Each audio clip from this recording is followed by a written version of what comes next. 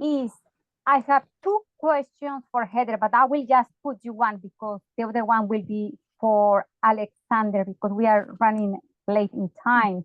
So how do you reinvent yourself as a Toastmaster to keep the experience fresh? How do you reinvent yourself as a Toastmaster to keep the experience fresh?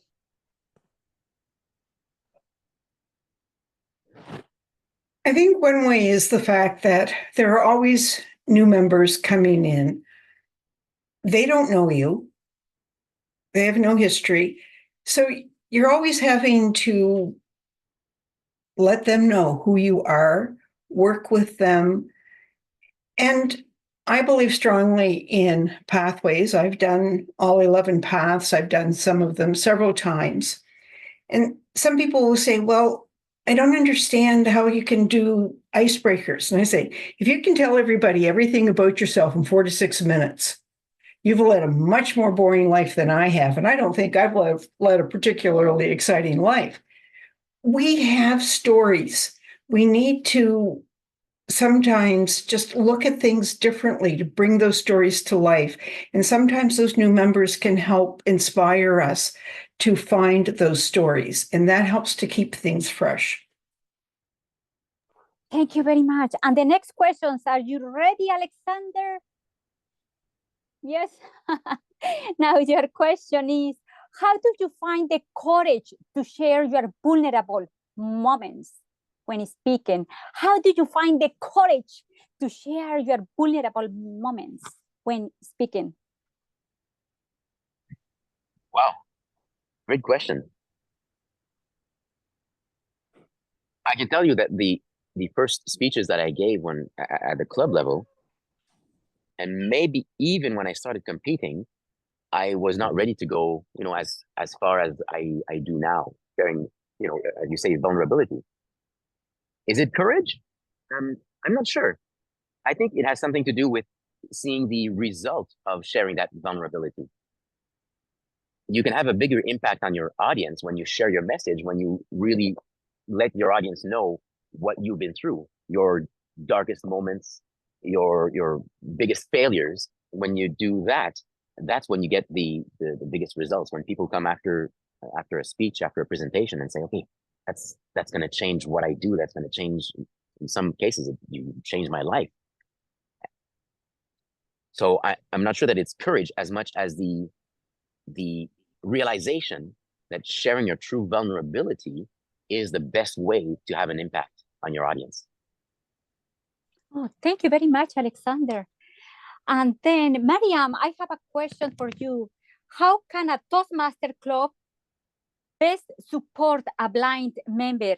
How can a Toastmaster Club best support a blind member? Thank you for the question. So I would say just make everything very, very visual. Make sure that there's no auditory. No, I'm just kidding. I take it very lightly, and I think it's individual. It depends on every individual because it's a spectrum. Someone who's blind can also not be fully blind like myself and can see certain things. So I guess ask them, communicate with them, which makes sense because we're Toastmasters. So ask them what they need. And most of the time, people who cannot, who have a hard time seeing, who have that limitation, will express it. Like I spoke to Tosin a couple of days ago, and I asked her to have an auditory signal, and we agreed on something. So, replace the visual things like the green light, the yellow light, the red light with auditory signals. And also don't expect them to do what you're doing, for example, to be quick, on the computer, sending messages, reading the chat. Like it took me quite some time to change my name. Like it takes time to do these things. So just, have some patience and ask them what they want, just communicate it, address the elephant in the room. That's how I would end it.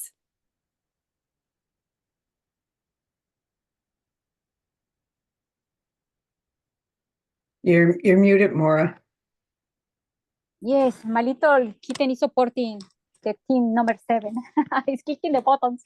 Now, now is a great time to have a fun time because now we are having the fun master, Hayati. Hayati is giving us today the best time and it helps us as a little break. So please, I want everybody welcome to Hayati, our fun master. Maura. Yeah. Excuse me, Maura. Yeah. We are only have 20 minutes for you to finish with all your speakers because we are going to the next segment. Please finish in 20 minutes. Thank you. Okay, so what I will do, I will go with the 3 speakers, and if we have time, we do the questions and the fun. Yeah? Everybody's happy? Yeah? Okay, it's what I want to see, but don't worry, we will have everybody.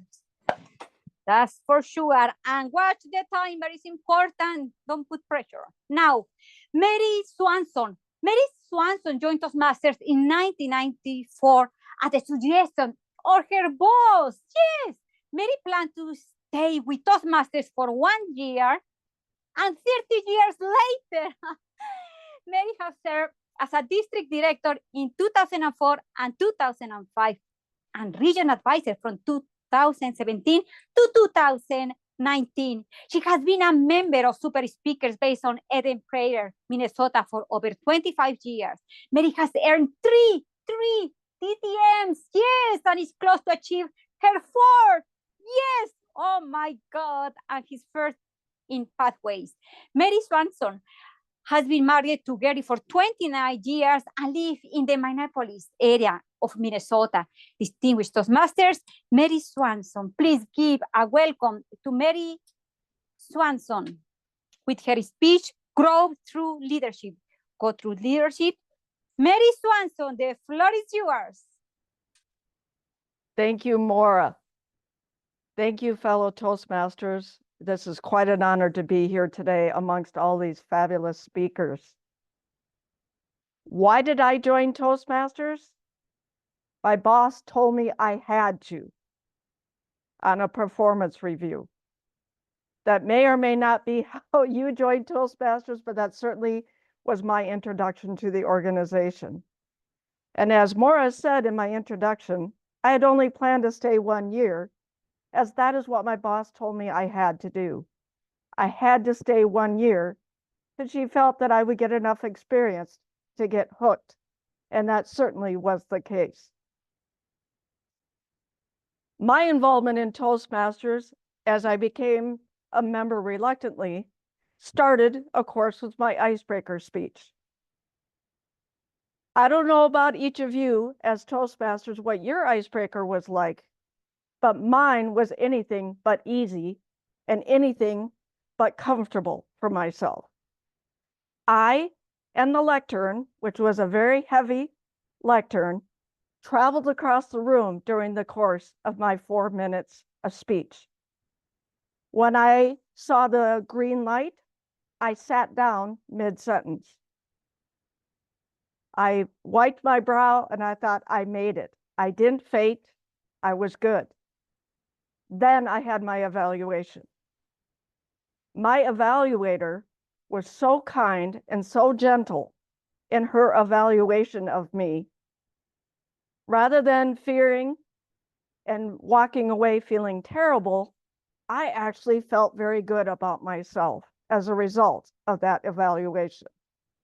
Not only that, my evaluator came up after that icebreaker speech and offered to be my mentor.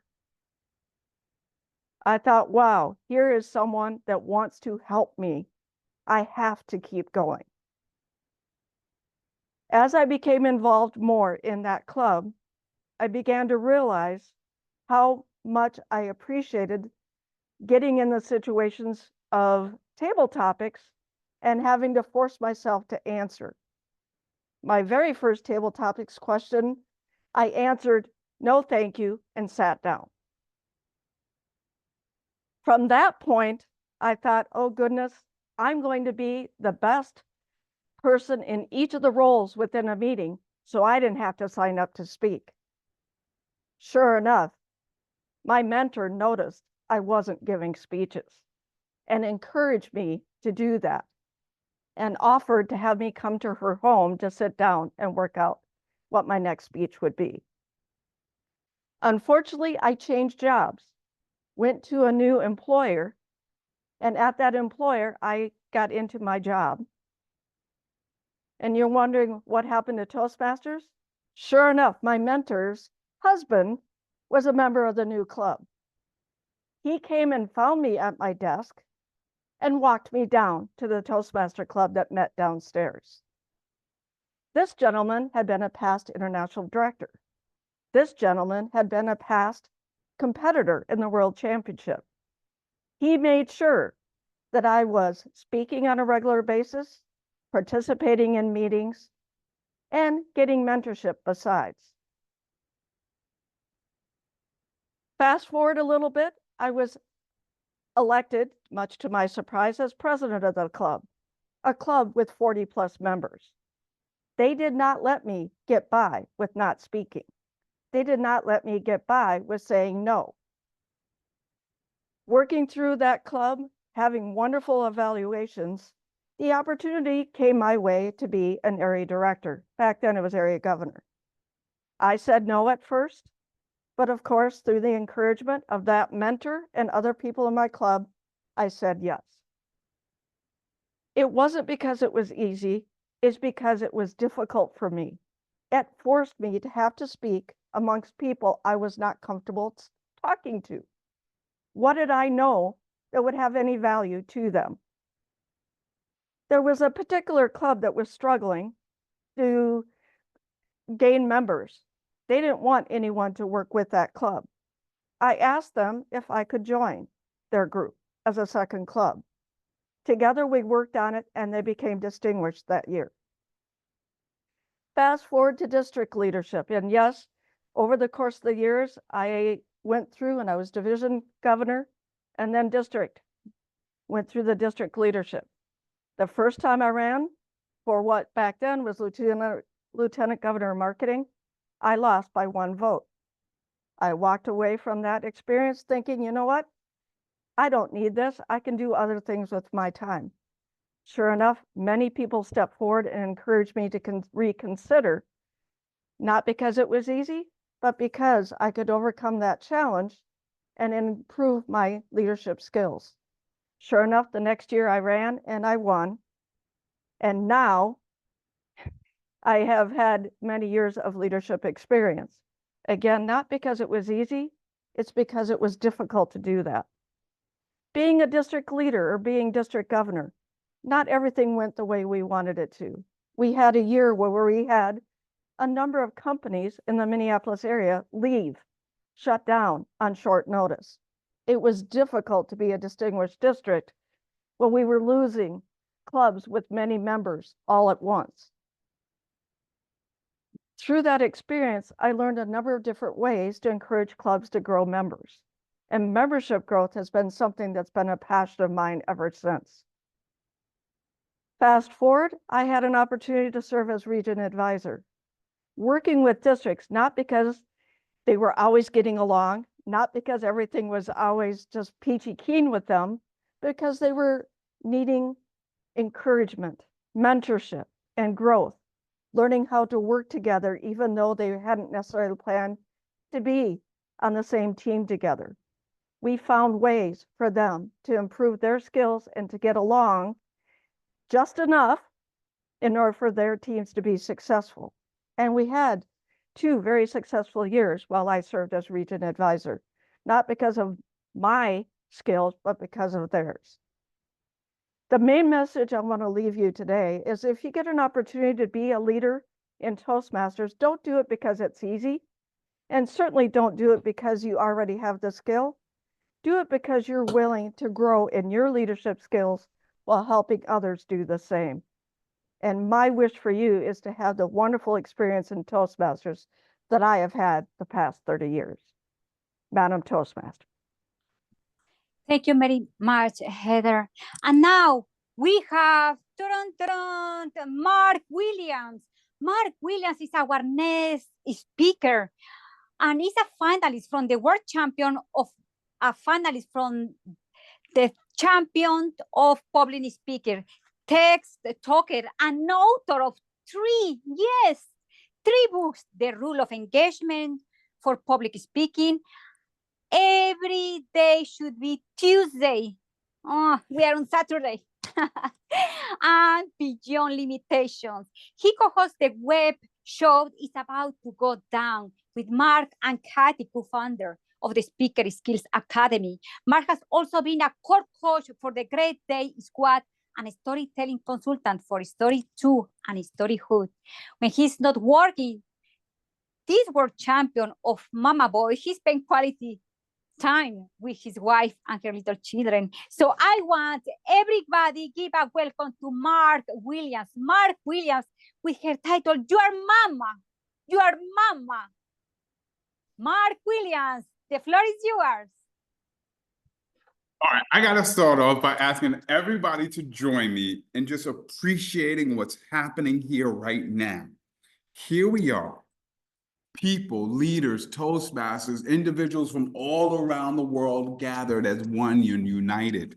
No problems, no conflict, no drama, just love.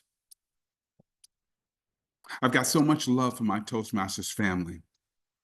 And just imagine what the rest of the world could learn from our gathering here today. It'd probably be the same lesson that I got from my mama. When I was 10 years old, I got into a fight. And when my mother found out, she was so furious that she didn't ask me why. And I didn't explain. Because I know that quote about motherhood. When your mother said, "What?"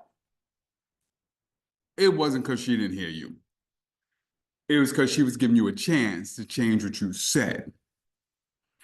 But I'll tell you, the reason why I kicked that boy in his stomach so hard was because he said two words that offended me more than anything.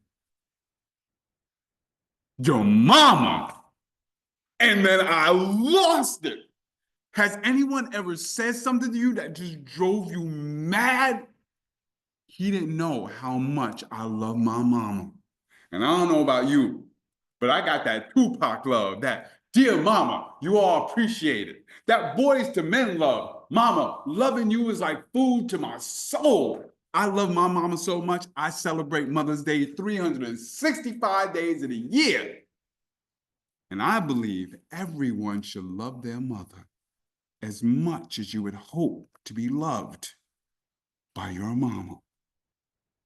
After all, what kind of person could you be?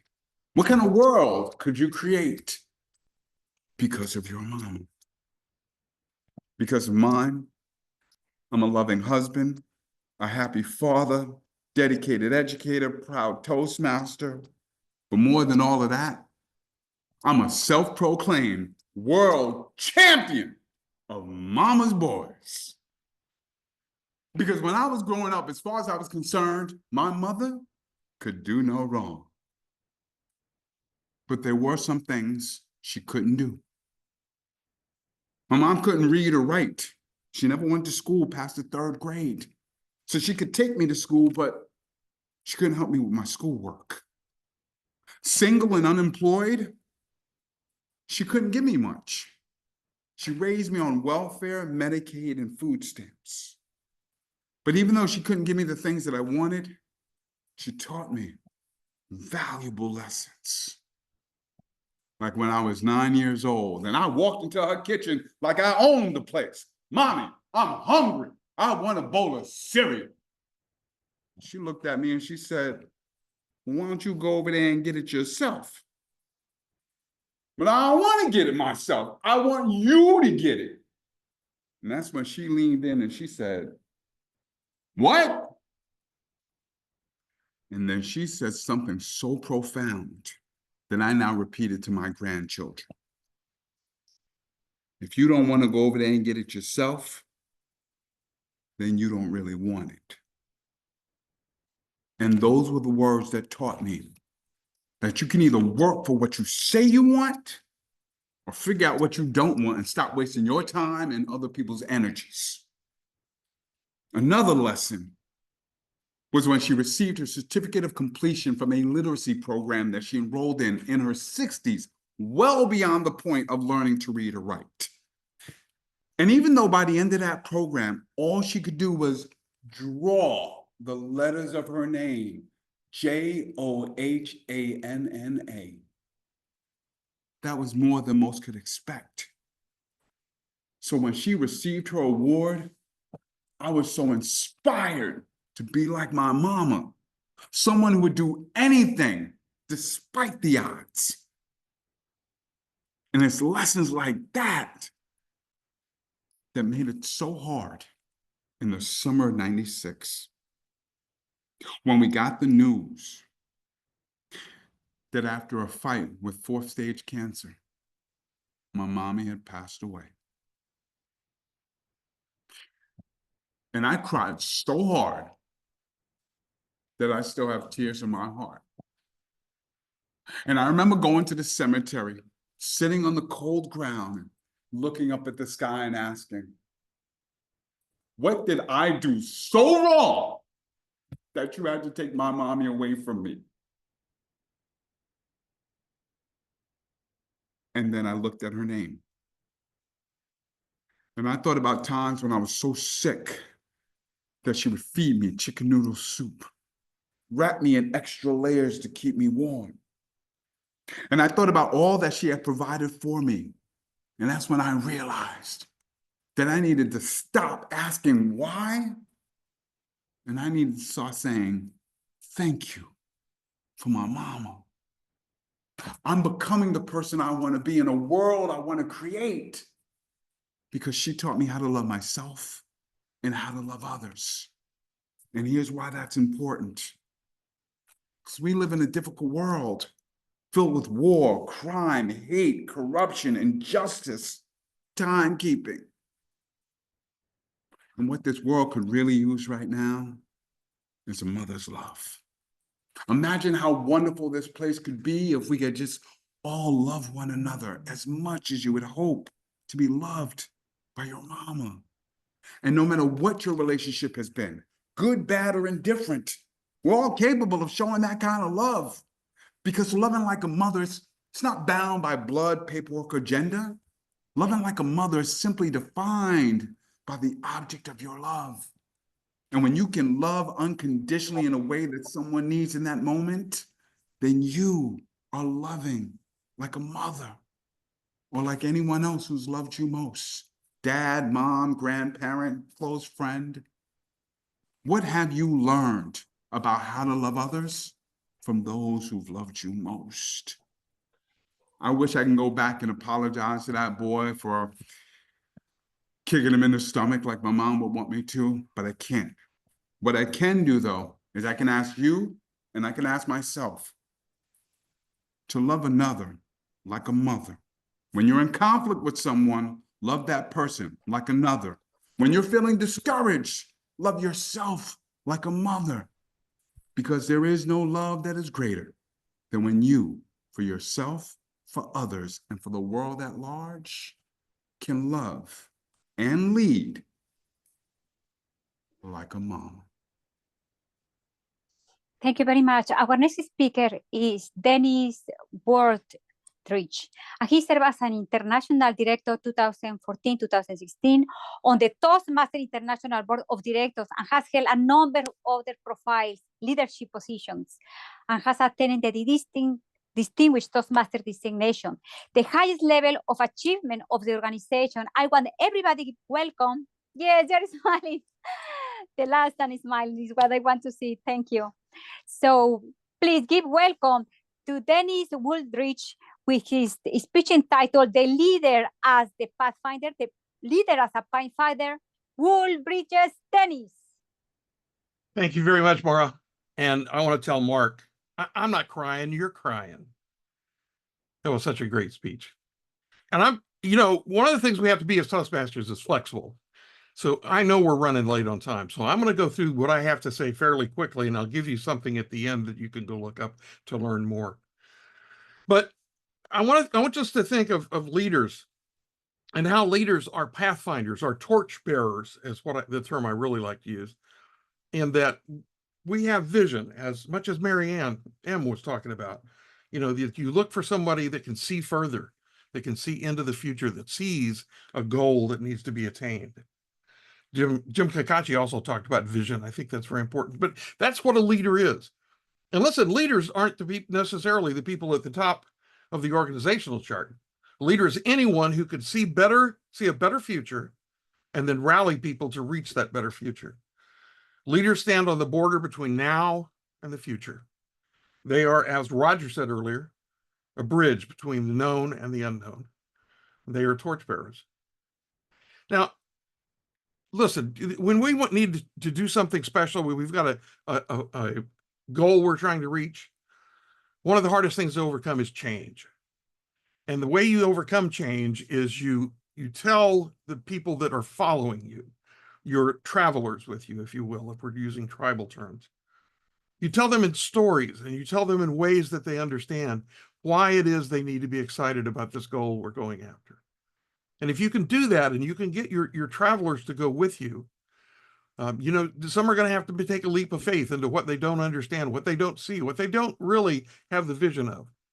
And sometimes when they jump into that, they're going to get into a valley that's filled with obstacles and challenges and dragons.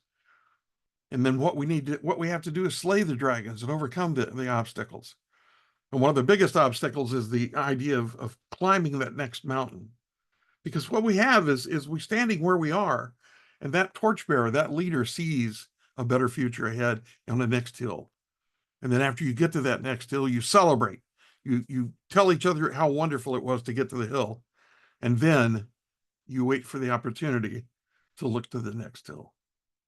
So what I would like for you to do, if you would please, to learn more about what I've been talking about, because I really did want to make sure that we got out on time, is there's a book that I want to recommend to you.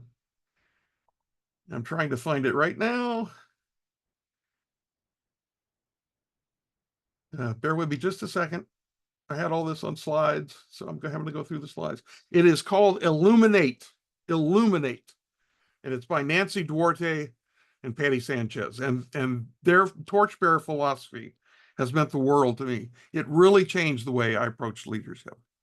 So thank you very much to the group that organized this. It's been great today. And I hope that all of you will be willing to pick up your torch and lead your travelers. Thank you very much, Denny. And this is a beautiful opportunity to invite you again. Yes, I want to listen again to your speech.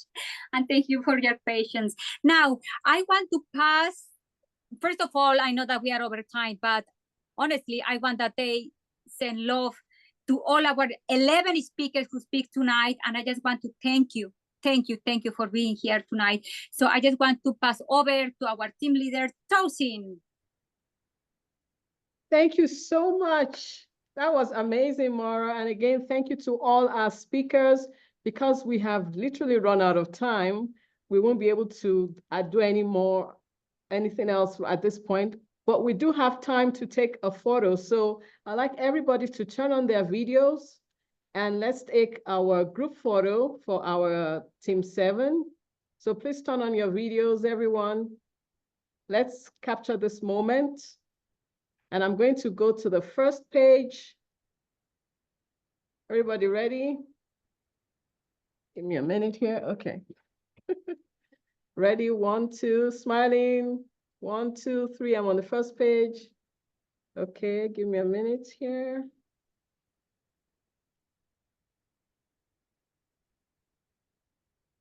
Yeah, okay. That didn't quite work. We'll try that again.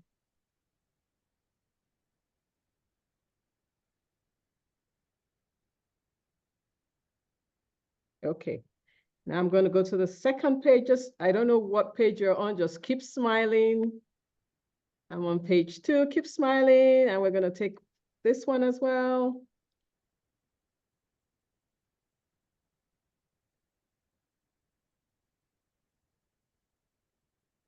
And on the last page, okay, there's nobody on this one, but I'll take it anyway. Okay. That's great. Okay, very good. So now, as we come to the end of this session, I want to again thank everyone, all the role players, all the speakers, everyone who has been here. And now I am going to turn it over to Team 8. We're in for another great session with Team 8 coming all the way from the US. I'm turning it over to team leader, Roshna. Roshna, over to you. The floor is yours.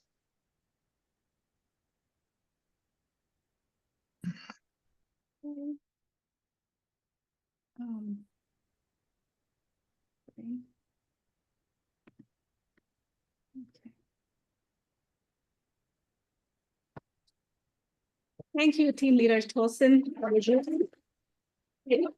assembling